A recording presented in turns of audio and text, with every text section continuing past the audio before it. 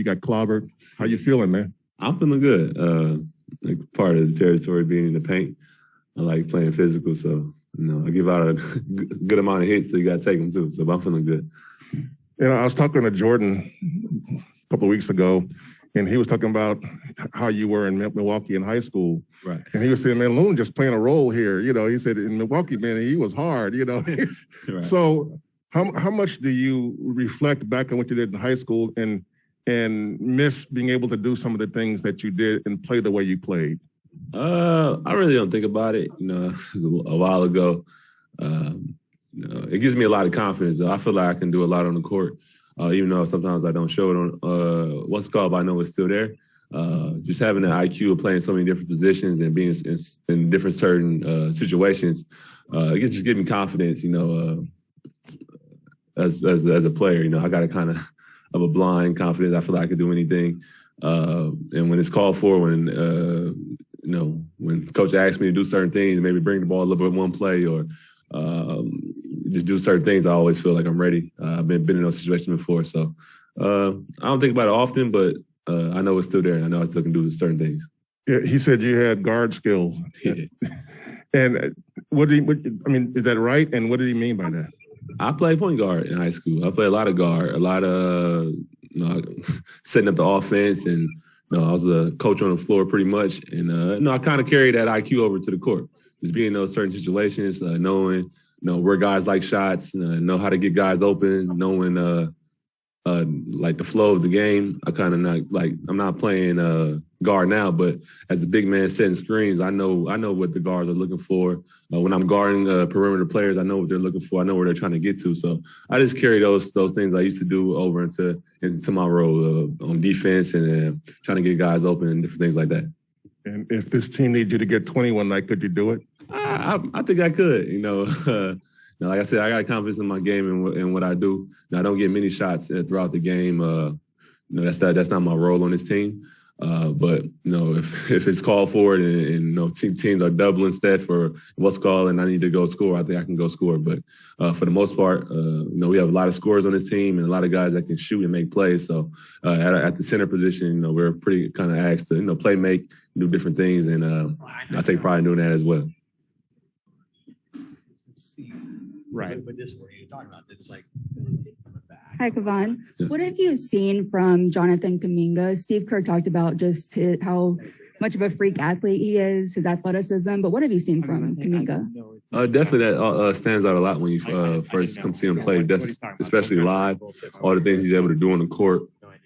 Getting to play against him in practice and 3-on-3 and things like that. You've seen how explosive he is and how when he gets to his launch pass, he's able to get to the rim and finish through contact. He's really strong. Me and Andre just been talking to him, and Draymond been talking to him about just being athletic, taking pride in that, going out there doing some explosive dunks, doing crazy things, and showing people what he does. And he's been doing a great job of that. He's been getting better. As a young player, you kind of usually struggle on defense, but he's been really good on the ball, and that's been pretty surprising as well. I think he has a chance to be a elite defender in this league.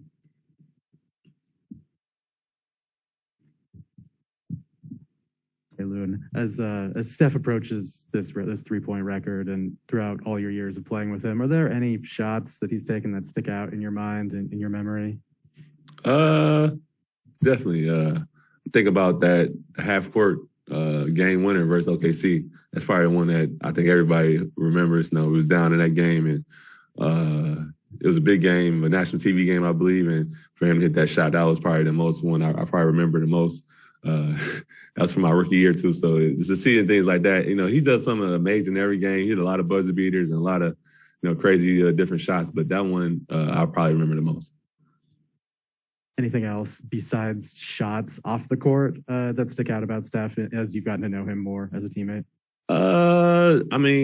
He does a lot of crazy things. I just, being in, I remember Chicago was it last year, him hitting 105 threes in a row in practice. That's something that you probably never see again in life. So certain things he does is just special, besides shooting, his playmaking ability, his crossovers, and it's just a show he put on, like I always tell people, like going to see Steph is the best show on earth right now.